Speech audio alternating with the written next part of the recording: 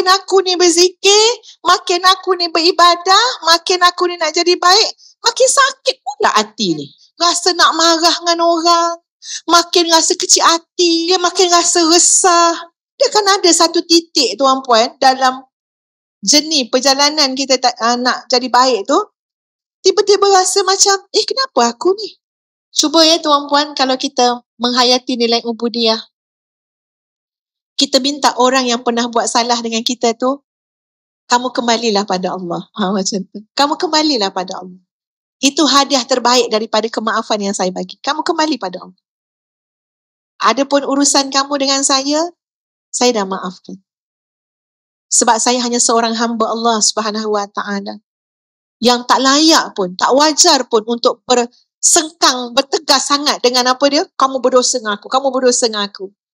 Sebaliknya kamu baliklah kepada Allah agar diri kamu diperbaiki oleh Allah Subhanahu Wa Taala. Itu nilai ubudiyah. Jadi nilai ubudiyah yang kita bincang ni sahabat-sahabat sekalian, inilah jalan kebahagiaan kita, ketenangan kita. Kenapa?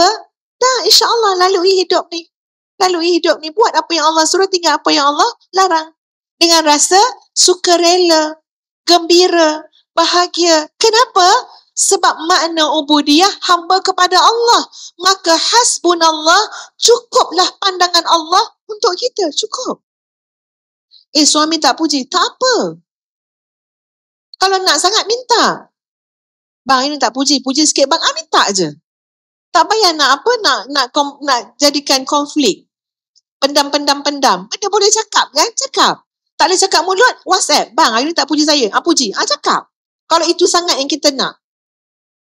Tapi bagi orang yang benar-benar nilai ubudiyah kepada Allah Subhanahu Wa Taala, subhanallah tuan-puan, terangkum dalam jiwa dia segala sifat mahmudah, sifat terpuji.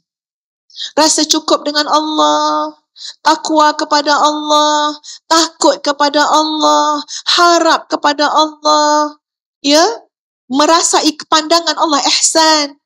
Bila melakukan sesuatu, merasakan seolah Allah memerhatikan dia. Semua itu terkandung dalam jiwa yang ada nilai ubudiyah kepada Allah Subhanahu Wa Taala.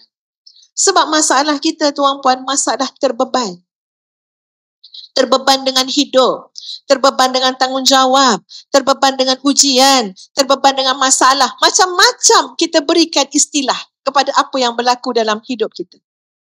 Namanya masalah, namanya ujian, namanya beban, namanya amanah. Tapi isunya bukan itu tuan-puan. Di mana nilai ubudiyah kita kepada Allah Subhanahu Wa Taala? Nanti semuanya akan jadi baik-baik belaka.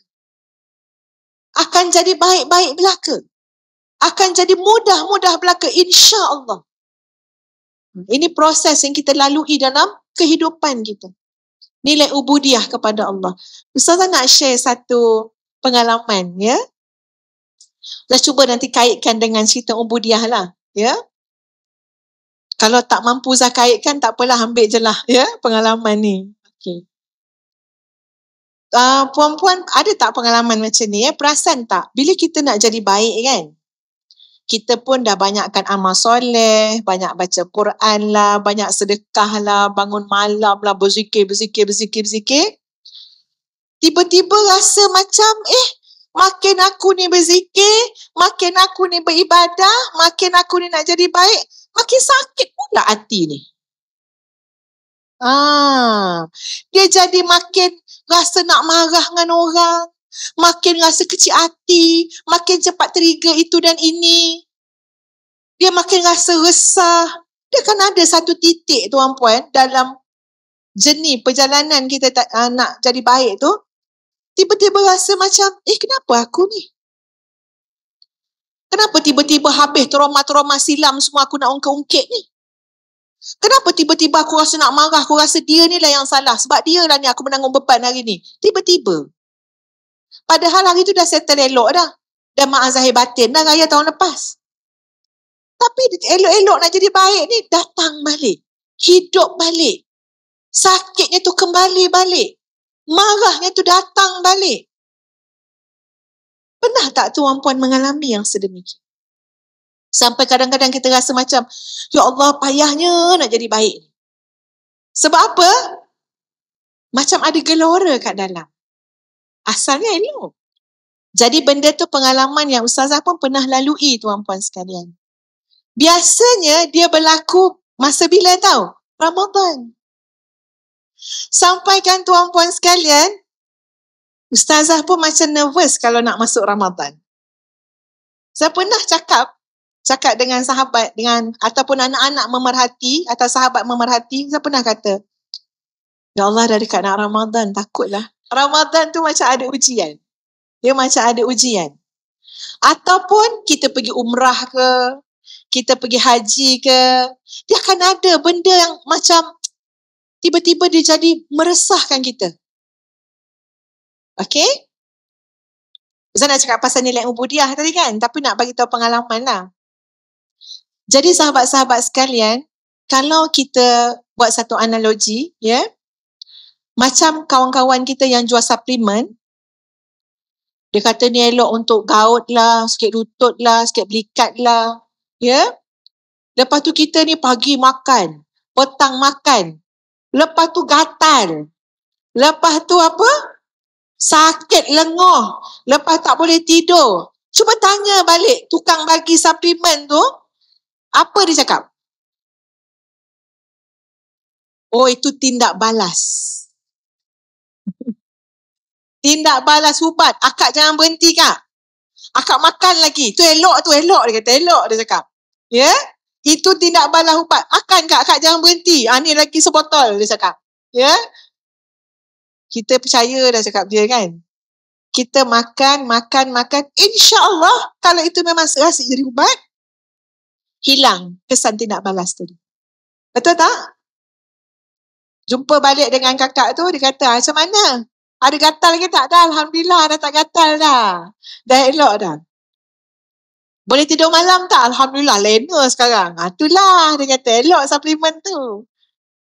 Benda tu make sense juga untuk Ustazah memahami perjalanan tazkiyatun nafsi untuk bersihkan diri kita. Ibaratnya tuan-puan, kita pun tak kenal diri kita yang sebenar. Yang kotor, lumpur itu dalam hati kita tu ibarat dah elok dah. Maksud elok tu memang dah duduk kat tempat dia. Tak pernah diusik-usik. Kat situlah lumpur likat tu. Boleh bayangkan lumpur yang likat tak pernah diusik-usik. Kita tengok lumpur tu ada tapi tak pernah usik. Macam lumpur kat longkang kita, longkang dah lalu air dah, penuh lumpur. Tengok hari-hari. Satu hari kita ambil kayu, kita godek dia. Bila kita nak bersihkan dia, kita godek dia, apa yang berlaku? Bau dia naik. Busuk. Pada masa tu kita boleh rasa gatal-gatal juga. Kenapa? Dia kita dah kacau-kacau, dah godek-godek dia. Makna molekul-molekul dia ke apa benda ke, dia boleh kena dekat tangan kita, dah kita kena gatal dan sebagainya. Itu adalah benda yang kita tengok dalam kehidupan kita, tuan-puan. Benda tu kotor. Kita biar je. Ya? Tak usik, tak berbau. Biar. Demikianlah.